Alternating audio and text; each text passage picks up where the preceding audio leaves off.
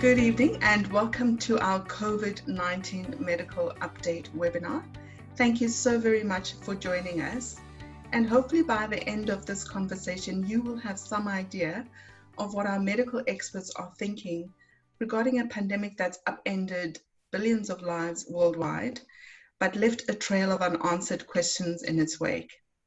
In South Africa specifically, the first publicly debated model was tabled by the South African Centre for Epidemiological Modelling and Analysis, SAKIMA, and this model aimed to swiftly tell us how bad the epidemic would be if no serious attempts were made to limit transmission. However, in spite of this model and other similar information, there are still questions regarding the infection rate, the evolution of the virus itself, as well as what the future trajectory of the actual epidemic will be. Many of us would like to know, for example, when will the epidemic itself peak and what will the ratio be between infection and mortality? But even after decades spent modeling HIV, TB, flu, and malaria, and other infectious diseases, the answers to these questions are not so straightforward. Today, I am joined by epidemiologist Dr. Joe Barnes and gastroenterologist Professor Mashiko Setshedi, who will hopefully offer a roadmap to better understanding the future of COVID-19. Our first guest, Dr. Joe Barnes, is an epidemiologist and a senior lecturer at the Stellenbosch University of Health Sciences.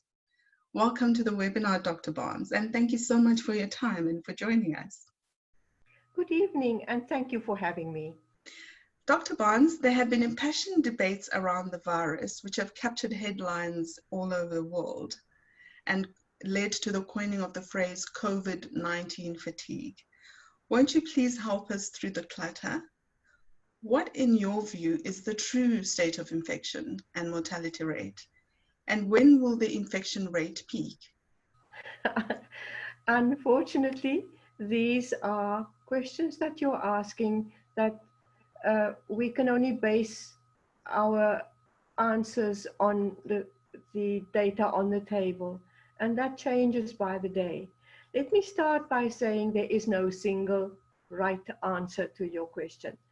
There are different shapes of the curve for different areas, and you would have seen that Cape Town, particularly the Western Cape, but Cape Town Metro particularly, has been very hard hit and very early in the history of the disease in South Africa.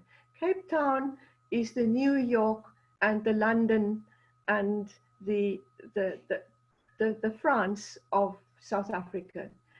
We suspect that the virus had been circulating for quite some time here before the first case was actually diagnosed. And that is part of why this particular virus is such a formidable enemy, because it affects a number of people without symptoms, not pre-symptomatic. In other words, they're going to get ill in a few days' time, just they never show symptoms. So they themselves are unaware that they are carrying the disease and spreading it.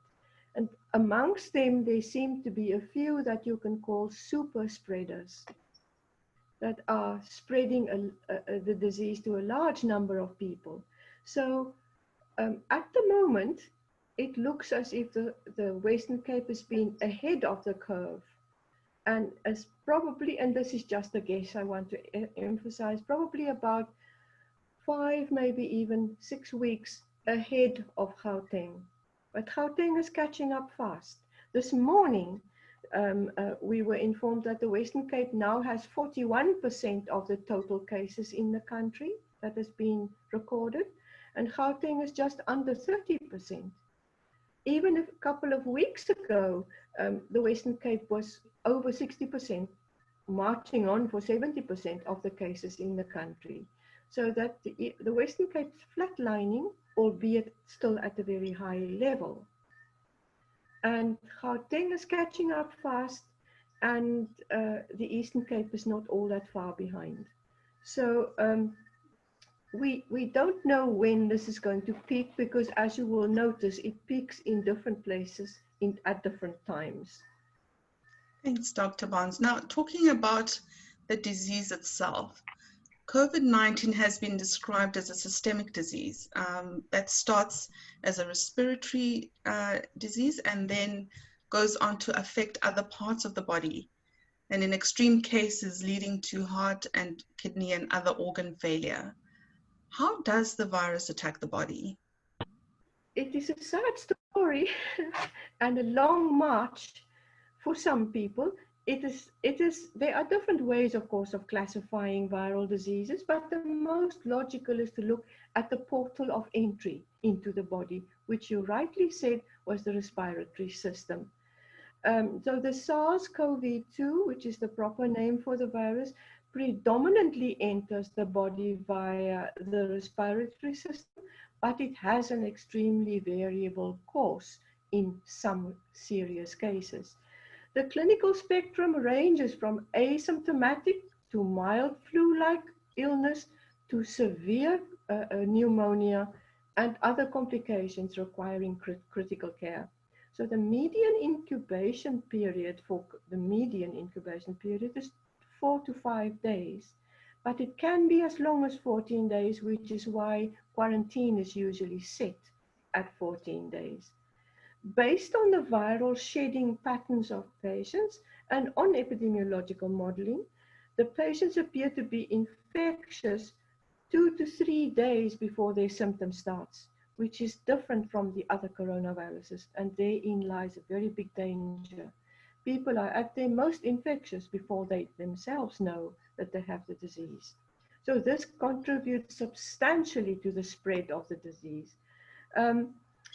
Early data points to a reproductive number of 2.2. That reproductive number means how many cases on average a positive person will pass the disease on to. So 2 people. But as I said, that tends to vary strongly as well. There's a predominance of males worldwide in the cases. This goes for absolute number of cases as well as numbers with severe disease. The major risk factors are those with comorbidities. They are older age, often quoted above 60, other countries call it above 65. The presence of cardiovascular disease, high blood pressure, any form of lung disease, other respiratory conditions such as asthma, obesity, and diabetes. HIV positivity and TB are often quoted, but there's little reporting in the medical literature that would support a high degree of such associations, particularly for HIV that are on antiretrovirals. It seems that they are not much more susceptible than most other people. The truly asymptomatic, that is now opposed to pre-symptomatic, in other words, just on the way to getting the disease, are well described. I call it the size of the iceberg under the surface of the sea, what's floating under the surface that you can't see. I've seen in various studies anything from 2% to 70% varying, but 2 recent reports mentioned about 45%. Now that's a substantial number of people that are not developing overt symptoms. Many of them are young. But here is the complication for the young. They take the asymptomatic disease home, they pass it on to the older members of the family who get sick, and some of them eventually die. So the death rate from the whole chain of events, from the young getting sick over to the old, can take 5 weeks up to 10 weeks before the old person dies. That started the infection with a young person. In Chinese data, and you have to take that as it stands, in the Chinese data, 14% developed severe disease. Others mention a smaller percentage. while 5% only become critically ill. These proportions, you have to remember, are affected by the age structure of that particular population. The more aged people there are in that population, the more that critically ill, and then of course, unfortunately, death in some cases, the more that will rise. So the most common presenting symptom is fever in about 90% of people. Cough is present in about 2/3 of people. Sore throat, muscle aches, nausea or vomiting are present in less than 20%. So that's minor presentation symptoms. Loss of a sense of smell and altered sense of taste has been described as relatively common. It seems to be roughly about 40%, and moderately specific early warning.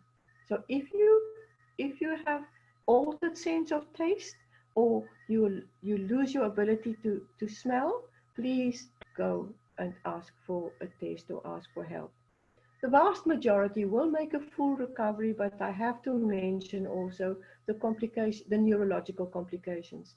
Many people for weeks afterwards complain what the patients call a brain fog, difficulty remembering, difficulty concentrating, difficulty reasoning things out. It takes, and some of course have got very severe, if they had very severe disease, they have either very severe lung, heart, or neurological damage. I am concerned that we are not at the moment thinking enough about supporting the people who are going to come out of this pandemic with permanent damage. We will have to improve our permanent care for those who are damaged considerably, because it is already not good in South Africa before the pandemic hit. So the case fatality ratio varies between 0.7%, which is very low in some small and well protected populations, up to 7%. In America, the USA is floating over 7% at the moment. So the healthcare system and how much testing is done influences that, of course. That's a lot to take in, Dr. Barnes. It seems like there's quite a bit that the medical fraternity has to consider, in terms of managing this epidemic long term. Are factors such as one's blood type, are they in any way a consideration in how the virus impacts people's bodies? There has been speculation about several factors that may play a role. In a preprint of a Chinese study, it said that type A blood type is more prone to infection than blood group O. The study has not been confirmed. Any such information is worth looking into, but it is not necessarily gospel, because it needs to be confirmed. There's another theory that male pattern baldness makes such men more prone to complications from COVID-19. This is based on the observations of two very small studies published recently that suggested that most men hospitalized with severe COVID-19 turned out to be bald. And of course, you can imagine that generated a lot of headlines around the world. It seems to be related to testosterone levels in the body, high testosterone levels in the body. We will have to see whether it holds. Both of these were European, USA and European observations. We'll have to see whether it holds for other populations across the world. But none of these studies, again, I have to warn, has been confirmed. A recent study by French researchers has evaluated the correlation of daily smoking with the susceptibility to develop COVID-19. The aim of the paper is to deny the role of cigarette smoking as one of the disease's epidemiological risk factors. What are your views on the link between smoking and COVID-19? I studied this paper. It's a small preliminary study, and it is very poorly designed. In fact, I would really haunt my students if they did a study like that. I have to be very honest with you.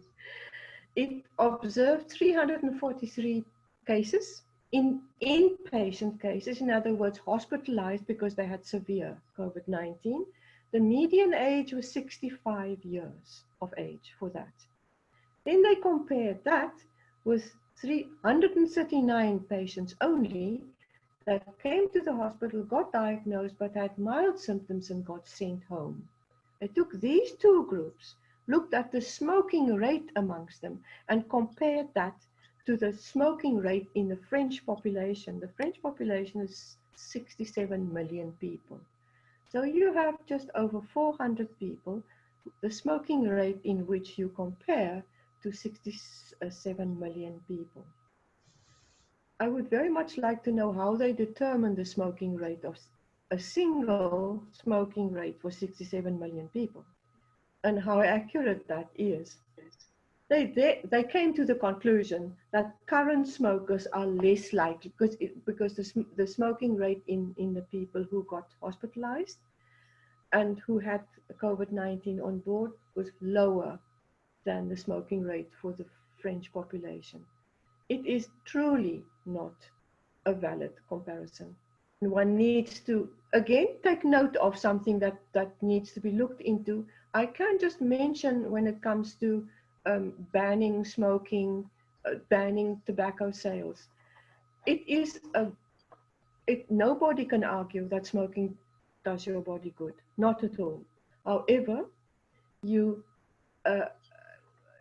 the military use a lovely term they call mission creep. It means that on your way to doing a mission, you see this and you do that and you see and you turn off around the road for that, and in the end you don't complete your mission.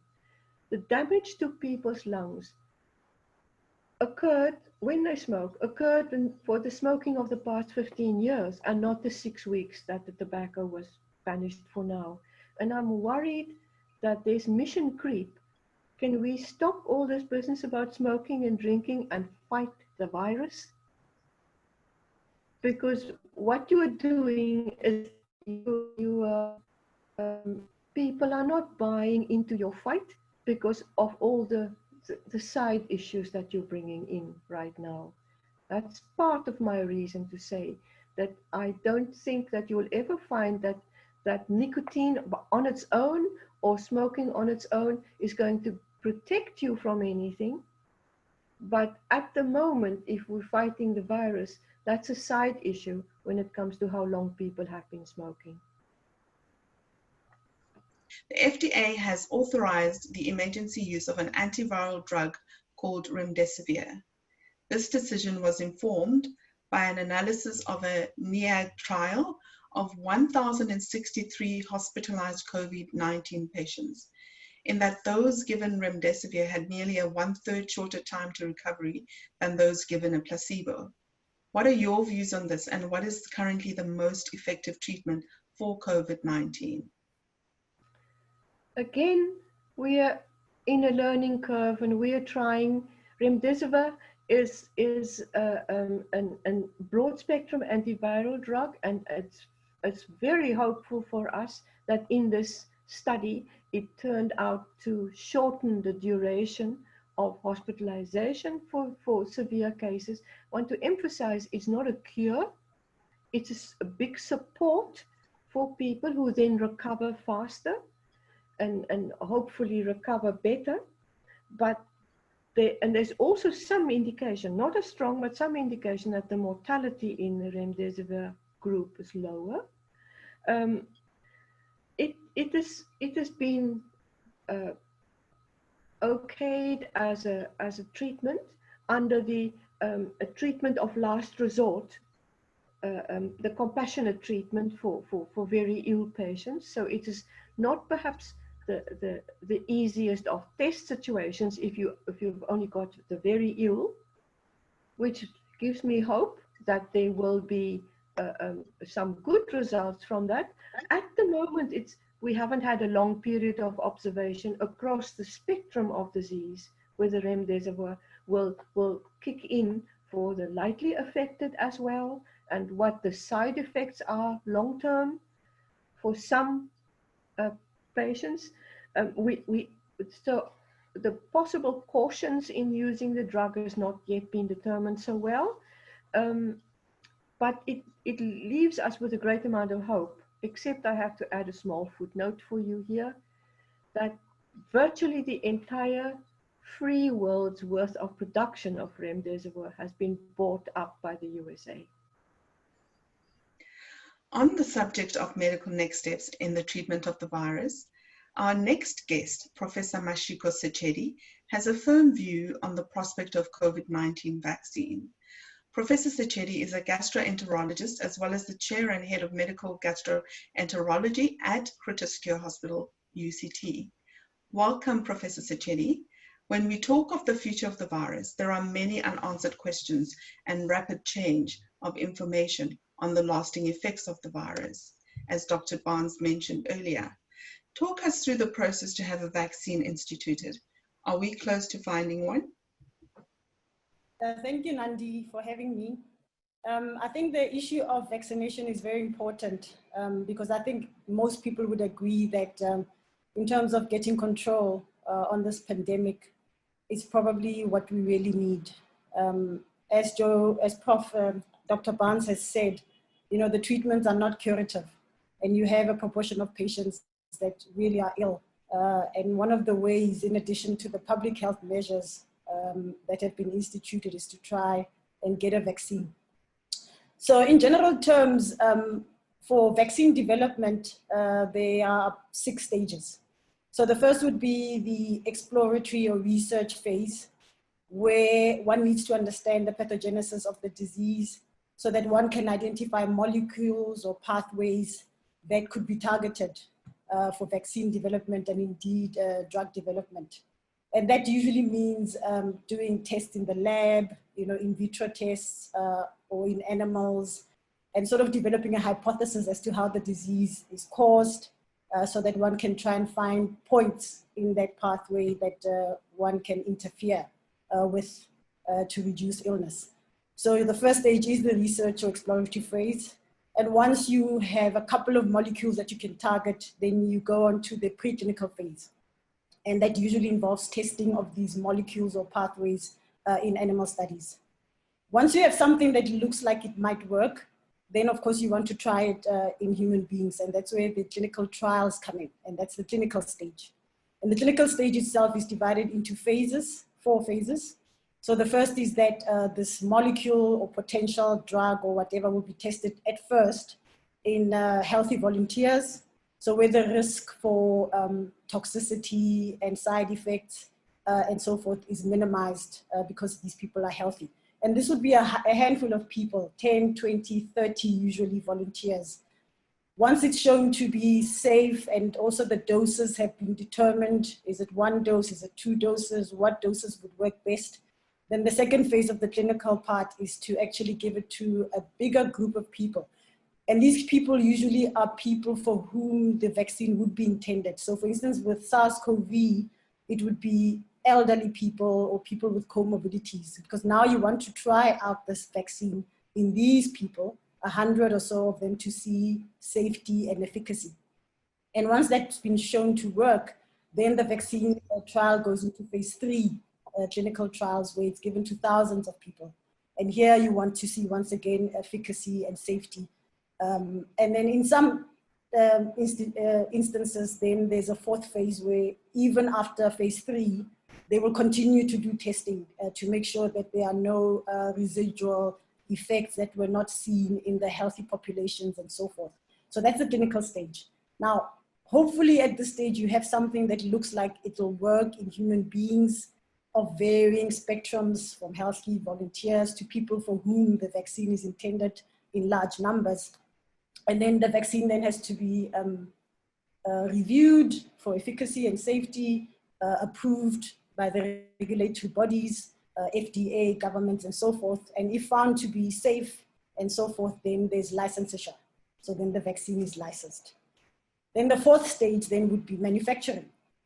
And then this would then be followed by a stage of quality control. So these are the general phases that most drugs or devices or vaccines would go through. And in general terms, this process from research all the way to quality control takes at least 5 years, and in some instances 10 years. That's how long it takes. So that requires a lot of investment, and it is estimated to cost something like $500 million. The beauty though is that now with the SARS-CoV pandemic, these processes have been expedited, and everybody's trying to sort of allow for the processes to go a little bit faster. And I think that's why experts are suggesting that we may very well have a vaccine that works in the next year, perhaps 2. So that would be the process. Are we close to a vaccine? So most experts, I think, agree and are quite optimistic about the prospect of having a vaccine. And I think what's going for that optimism is that, worldwide, there are probably 115 candidates already for the SARS-CoV vaccine. And as far as I understand, at the moment, there are about 8 or 9 trials that are going on in human beings. So we are now in the clinical phase of development. We all read about the collaboration between Wits and Oxford in the human trial by AstraZeneca. And there are many others in India, in Russia, in America, in China. So there are trials that are going on currently in humans to see whether these drugs, these vaccines work at all. So I think that's a good thing. The second thing is that I've talked about investment, and it appears that many governments, pharmaceutical companies, scientists have all pledged that they will pull whatever resources that are required to make a vaccine happen as soon as possible. The European Union, for instance, has pledged to raise millions of dollars towards vaccine development. So there's goodwill, and I think people are working together to try and develop a vaccine as quickly as possible. On the side, while this is going on, people have looked at maybe repurposing other vaccines that currently exist, so a polio vaccine or BCG, to see if one can repurpose it for COVID, with the idea that although it might not give specific immunity to SARS-CoV itself, it might provide sort of a general immune response and some protection. The advantage of that would be, if that could be proven to work, we could have something, to use while we're actually waiting for a candidate vaccine that actually works. So I think on the plus side, those things are going, and also in terms of manufacturing, because yes, if you find a vaccine that works, you still need companies that are able to manufacture it, package it, store it, distribute it, to the entire world, essentially.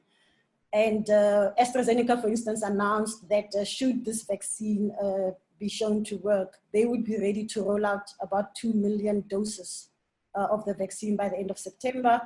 And I read an announcement by WHO also that should any of the current candidates be shown to work, that they would be ready to roll out about 2 billion doses of the vaccine by the end of next year.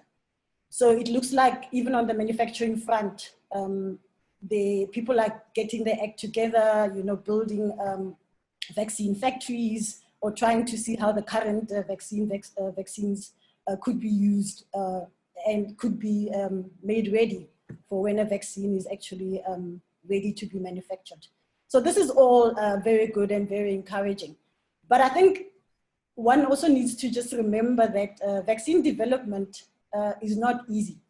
So in addition to the investment and all these processes that need to happen, the reality of the matter is that 96% of vaccine candidates actually do not, in the end, make vaccines that work and that are effective.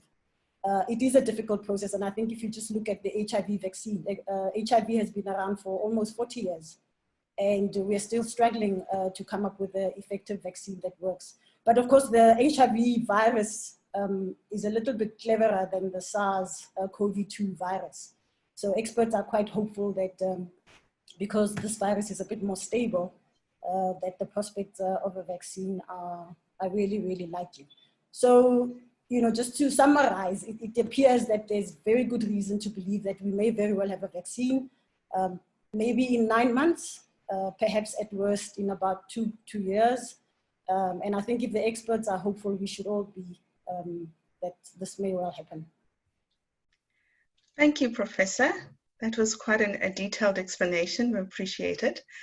So the issue of immunity has been suggested as a possible solution to one day resuming normal life. So once you have COVID-19, are you immune? And if so, how durable is that immunity? How long will it last?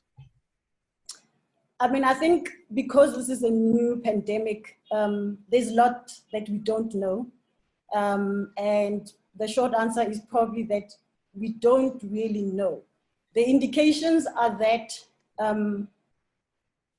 most people who have infection will have antibodies, and these antibodies will appear in the serum at least 2 weeks after infection and maybe longer. How long they last for is something that at present is not known. If you look at the influenza virus and even the other coronaviruses, antibodies are detected up to 2, 3, 4 years after infection. So we don't really know. There is a suggestion that yes, you develop antibodies. Whether these are protective or not, nobody knows. How long they last for is anything from a few weeks to a couple of years. So the point I think though that's coming strongly through is that this is not like another virus, like chickenpox. Chickenpox incites such a robust immune response that once you've had it, you have protection for life. And the hepatitis B virus is similar. But there are some viruses which have less of an impression on the immune system. And so they produce antibodies, but they're not lifelong. So for the SARS-CoV, hopefully, you have some protection for the current outbreak. Whether it will protect you for another outbreak that comes along is still out there under investigation. And while some COVID-19 patients do fully recover from the virus, are there lasting long-term effects for others? I mean, Dr. Joe referred to some of that a little bit earlier. Could you perhaps elaborate on that? Yeah, so as Dr. Barnes correctly pointed out, most patients have an acute illness and so they will recover. The problem though is that even in this acute phase, there's a lot of injury to the lung, to the heart, to the blood vessels, kidneys, GI tract, and the nervous system. And it's not known whether there will be long-term sequelae or complications of this.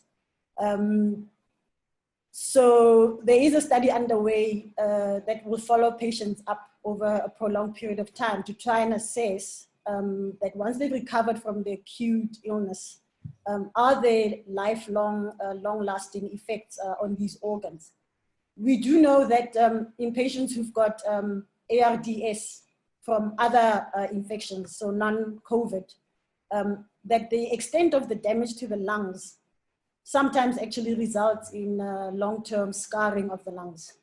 And the heart, the same. We know that there are some viruses that cause a viral myocarditis, but that also results in long-term damage, something like a cardiomyopathy or so forth. So we just don't know whether that is going to bear out with COVID. And I think, these long-term studies will be informative. At Groote, the respiratory physicians are going to actually start a clinic that didn't exist before, where they follow up patients who've been discharged, either as outpatients or from ICU, to see if there's any long-term scarring and long-term oxygenation problems and so forth. Thanks, Professor. So will the COVID-19 mutate over time, do you think? And what is the mutation rate and your prediction for the future of the virus? Because experts are saying that the virus will lessen in lethality as the mutation process occurs. Do you agree? So the issue of mutation is an interesting one, because I think the fact that we've landed up in an outbreak, a pandemic of a novel new virus, suggests clearly and has been reported that there's been a jump from bats or whatever the primary host is and whatever the intermediate host is, because there's debate about whether it's snakes or the pangolin or whatever. And there was some genetic mixing with human genetic material, and resulting in a novel virus which the immune system has never been exposed to. Hence, we find ourselves in the state. So in the first instance, we've had a mutation, whether it was a jump from the animal species and interacting with human genetic matter, we're not sure, but I think that is certain. Whether we will continue to see new mutations of the coronavirus is unclear. My understanding from what I've read and discussions with people in the know is that it seems less likely that there may be more mutations of this virus.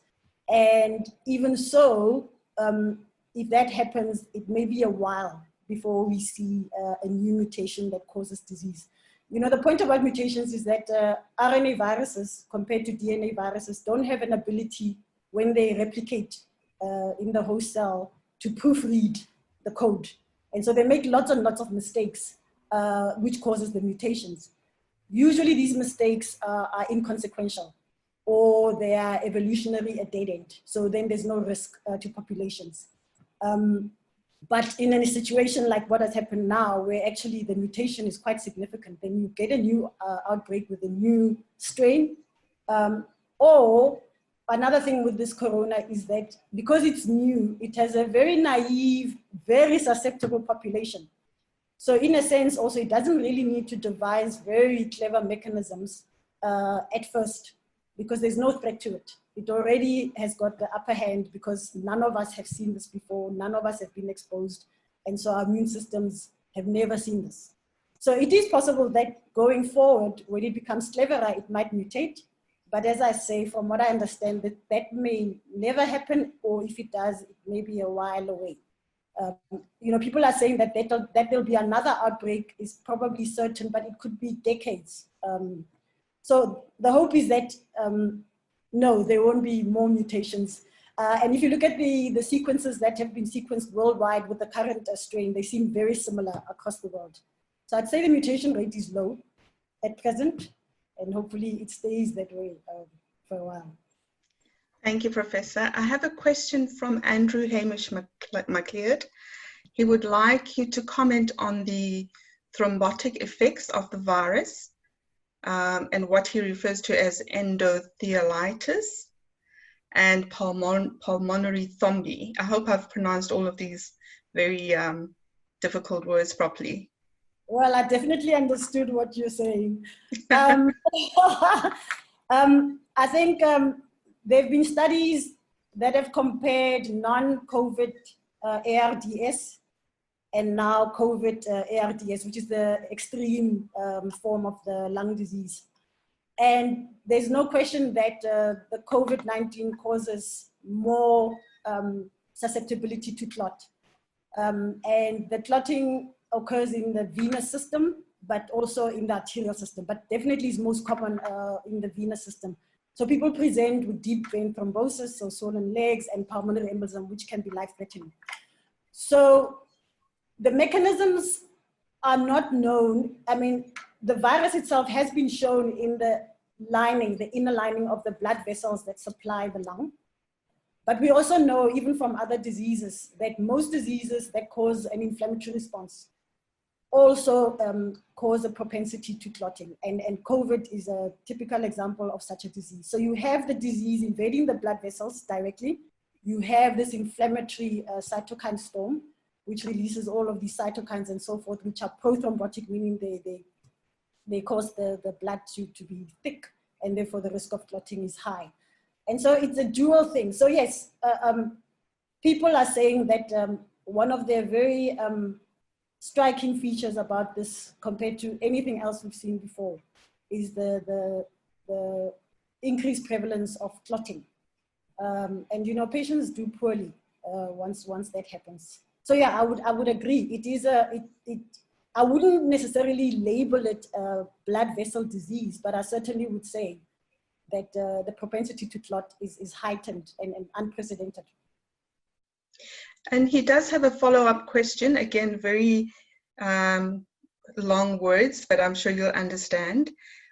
He says, and on the use of anticoagulants like heparin, ascorbic acid, thiamine, zinc, vitamin D3, and methylprednisolone for the acute inflammatory effects. Do you have any comments on that? So it's interesting because this is a discussion that we've had in our department about, does the prednisone or the steroids, do patients do better because somehow they reduce the inflammation which is associated with the clotting? And again, the answer is that nobody really knows. No trials have been done to see what the mechanism of the improvement with the methylprednisone and the other steroids is.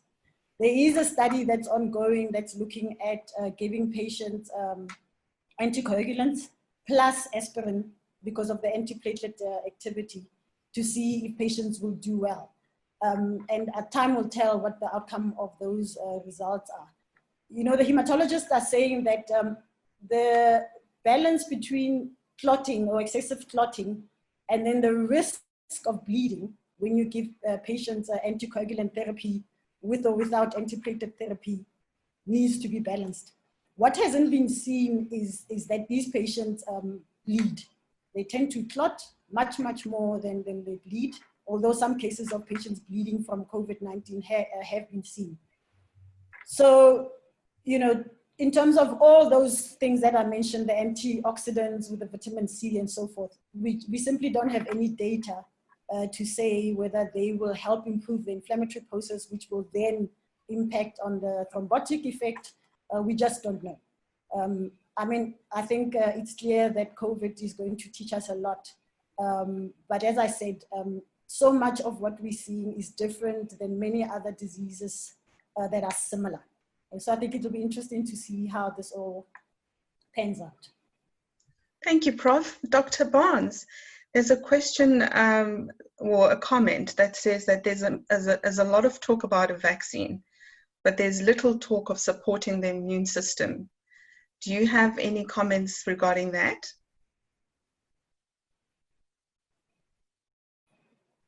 Dr. Barnes, are you online? Can you hear me? Can you hear me now? Yes. Okay. I can just take the hand of my colleague and say so little is known, and we are flying blind, and we are trying to create a balance. Yes, people are using in small studies and in a few patients this, that, and the other, and sometimes they notice an improvement, and we can't really properly tell whether that improvement wasn't the person recovering on his or her own, or whether that was a real improvement due to the medication given. There are lots of things that we need to know, and that issue, unfortunately, is one of them that we don't have. I don't have a proper answer, a clear-cut, easy answer for that questioner. And this vaccine, once produced, will it be a once-off, or will one have to repeat it every year, just like the flu vaccine?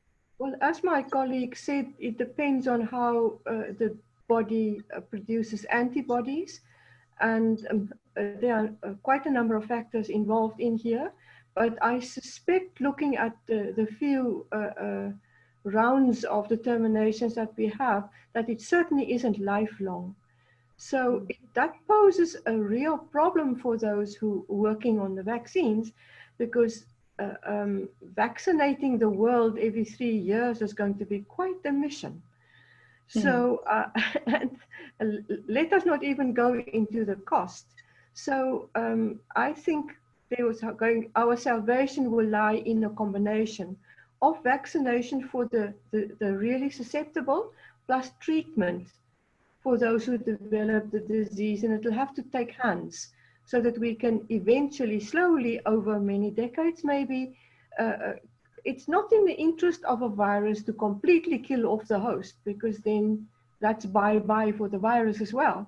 So they tend to, after a number of generations, they tend to mutate to something that is not quite as dangerous.